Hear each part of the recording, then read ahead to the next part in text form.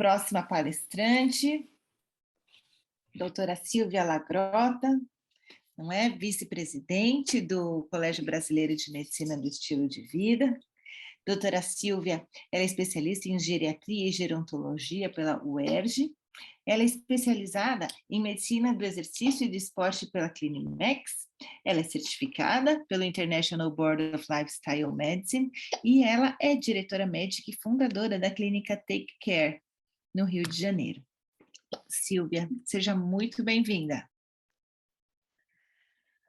Oi, Sley, que maravilha, muito bom estar aqui, ainda mais anunciada por você, apresentada, minha cis do coração, e eu estou achando maravilhoso, né, porque estou me sentindo um pouco velha, mas estou achando maravilhoso todas essas ideias, e eu imagino que o Lucas também deve estar se sentindo um pouco assim, e você também, e todos nós, né, que fundamos o CBBEV em 2018, não estamos mais tão sozinhos e abandonados, está todo mundo numa grande empreitada, então a nossa sementinha que a gente plantou está começando a virar uma plantinha, como a gente falava, o nosso embrião está virando uma criancinha.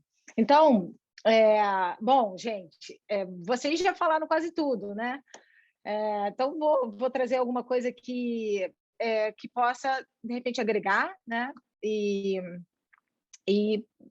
do meu trabalho que eu faço desde 2014 na clínica, né? Antes eu tinha uma clínica, né? A Ashley já me apresentou. Eu tinha uma clínica, eu trabalho com reabilitação cardíaca há 15 anos, desde que eu fiz medicina do exercício de esporte. E quando eu fiquei lá nos Estados Unidos, né, que eu fui conhecer o programa que a Vivi ela citou, um programa intensivo de reabilitação intensivo, eu fiquei no Wellness Institute da Cleveland Clinic, que é junto à medicina integrativa e a medicina do estilo de vida. Passei mais ou menos 1 ano e meio entre indas e vindas acompanhando o programa do Ornish lá. E aí eu realmente comecei a me aprofundar na medicina do estilo de vida, né? Porque a gente conheceu a medicina do estilo de vida em 2014, era tudo muito diferente do que a gente praticava, mesmo já trabalhando com promoção de saúde. E aí eu comecei a perceber e hoje, na prática, eu resumo mais ou menos dessa forma, meu entendimento da medicina do estilo de vida, as ferramentas no nosso dia a dia, né? Ali no consultório, ali eu tenho uma clínica, né? Não faço só o consultório, na verdade eu tenho uma clínica que é tudo feito igualzinho o Ornish faz, é todo o programa dentro de um espaço. Então eu entendi perfeitamente coisas que são muito básicas para, como a Luísa colocou muito bem, a fala da Sley, que copie ou faça o seu ou monte, mas tem que ter aquela receitinha básica para a gente poder ter uma estrutura ali para poder seguir. Então, assim, o ser humano ele é o centro do tratamento, né? A Luísa falou uma coisa, eu vou repetir algumas vezes aqui, a gente como médico, profissional de saúde, a gente gosta muito, né, nós vamos ajudar, nós vamos curar, nós vamos salvar, nós vamos resolver o problema ali do paciente que está ali, coitadinho, ele está doente, e, na verdade, esse formato de medicina ele já foi usado anteriormente, 900 anos antes de Cristo, ele já era usado na Grécia Antiga. O paciente, né, ele é corresponsável pela saúde dele, então ele entende qual a participação dele também na cura, na reversão da doença, na remissão, né, do quadro clínico dele apresentado. A gente tem que, né, direcionar o paciente para resgatar a naturalidade dele. A gente chegou a um ponto, eu sempre digo que a gente chegou a um ponto de ter que ir no nutricionista para saber o que vai comer, ou ir num lugar para alguém dizer o que a gente tem que fazer de atividade física. A gente, como ser humano, a gente não sabe as coisas mínimas, a gente desaprendeu, né, as coisas minimamente fundamentais para a nossa saúde, dentro daquela escala de Maslow, que eu sei que vocês conhecem, né? Aquela necessidade fisiológica básica nossa, a gente esqueceu, né? Então, focar no ser humano, ajudá-lo a resgatar a própria naturalidade, montar uma rotina de autocuidado, tratar a causa da doença e entender, né, ter essa percepção durante a condução de que no momento dela ser da medicina do estilo de vida, as ferramentas serem um tratamento adjunto ou em algum momento ser o principal.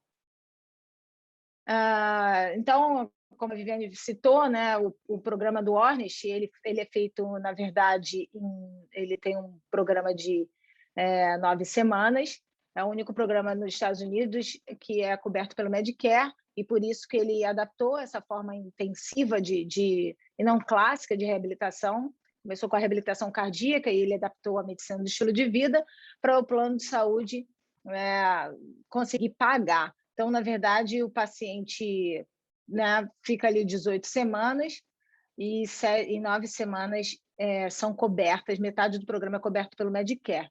Então, fica muito mais atrativo, né? E aí ele tinha essa reabilitação cardíaca que ele colocou, né, os outros pilares da medicina do estilo de vida.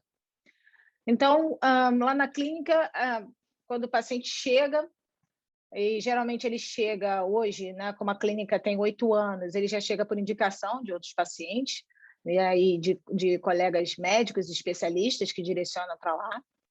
Há muitos anos eu não trabalho em hospital, então sempre o hospital é uma fonte de referência para quando o paciente sai da internação e vai para um lugar para continuar o tratamento, mas hoje, no meu grupo, na minha comunidade, já é entendido que a gente faz uma rede e o programa é como se fosse uma especialidade. O tempo ele pode durar, né, de 6 meses a 18 meses, dependendo do nível de entendimento e de compromisso do paciente. Então, eu sempre ponho uma interrogação no tempo, porque o modelo transteórico de mudança ele pode fazer efeito em 6 meses e 18 meses, mas a gente nunca sabe quantas recidivas o paciente vai ter, e não dá para a gente controlar isso, não tem como. Então, antes eu fazia os programas com tempo determinado e dava alta para o paciente, mas hoje esse critério foi mudado, porque como ele tem faço um modelo de vigilância através do modelo transteórico de mudança dentro de cada pilar e também um score geral, aí a gente vai determinando o tempo de acordo com que as coisas vão acontecendo. Né? Eu tenho um programa, como eu disse, a clínica ela tem um programa de exercício supervisionado, tem um programa educacional, né? Porque a medicina do estilo de vida é uma medicina educacional, onde a gente vai reeducar o paciente, ele ser humano, aprender. Tem um grupo de convivência, a criação de uma comunidade, né, onde a persona principal são pessoas, são seres humanos com condições clínicas crônicas, né? E hoje é quase 90% da população. E tem uma rede também, né? Apesar de eu ter eu tenho profissionais na clínica já que trabalham comigo, eu tenho toda uma equipe, mas essa assistência especializada são os médicos especialistas da minha rede de comunidade, né, de saúde, porque às vezes o paciente já vem com o seu especialista e às vezes ele vem sem ninguém. Então, na verdade, eu não faço nenhum tipo de... Eu não sou mais geriatra, não trabalho mais dessa forma, eu só faço realmente a questão do supervisionamento, do gerenciamento do paciente.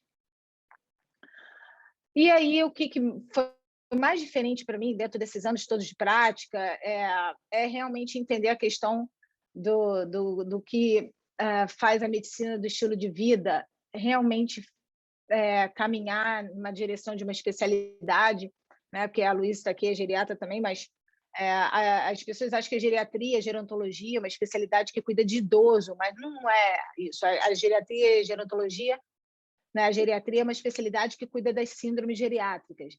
Então, a medicina do estilo de vida, ela tem uma parte, uma coisa, uma identidade que é só dela, que é a parte de gerenciamento, de condução do paciente.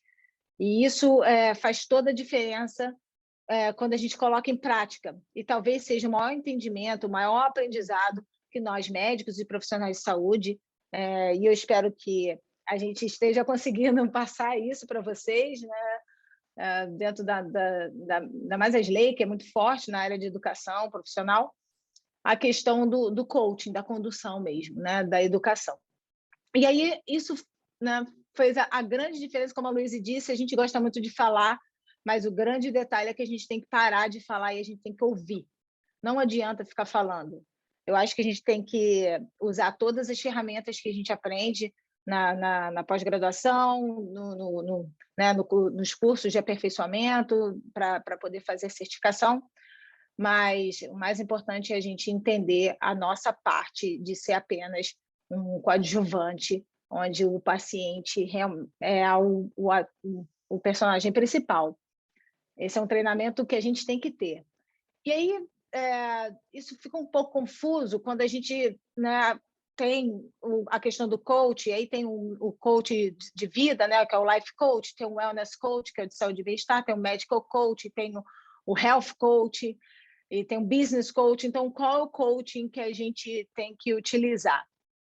Né? Isso é uma coisa que tem que ficar clara, a gente tem que conduzir o paciente, é o que a gente aprende, é o wellness coach.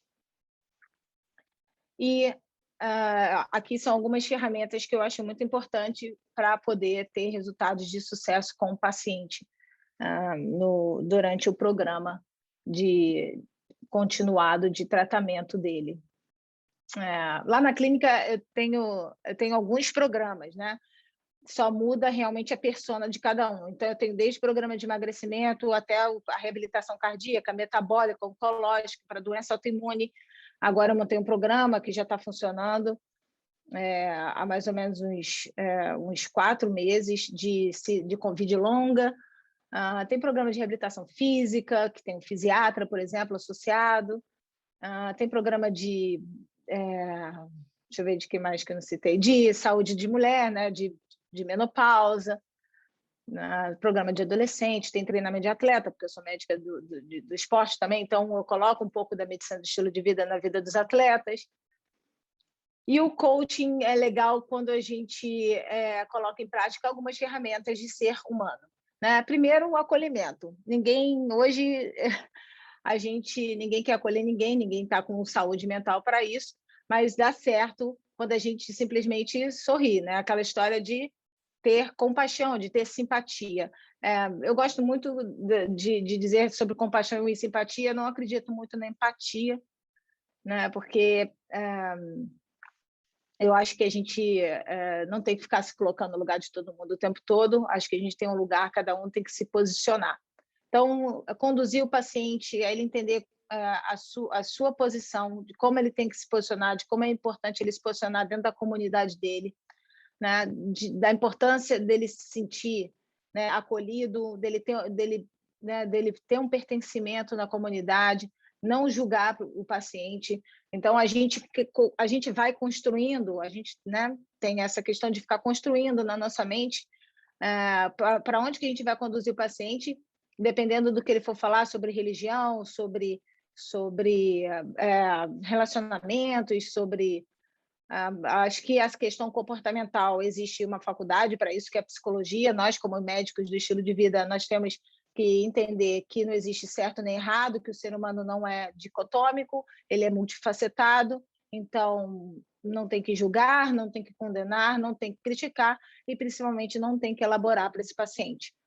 A gente simplesmente tem que fazer a avaliação, fazer o nosso papel de médico, pedir exame, ver esses exames e montar um planejamento estratégico de mudança de estilo de vida através das ferramentas. Oi. 5 minutinhos, tá bom? Tá bom, obrigada, Lali. Usando as ferramentas do estilo de vida para ele poder conseguir alcançar uma mudança, né, estratégica e criação de uma rotina de autocuidado e de autonomia e de aprendizado do que é bom para ele. E, assim, é isso. E aí os programas vão se adaptando através dos inventários, através dos resultados.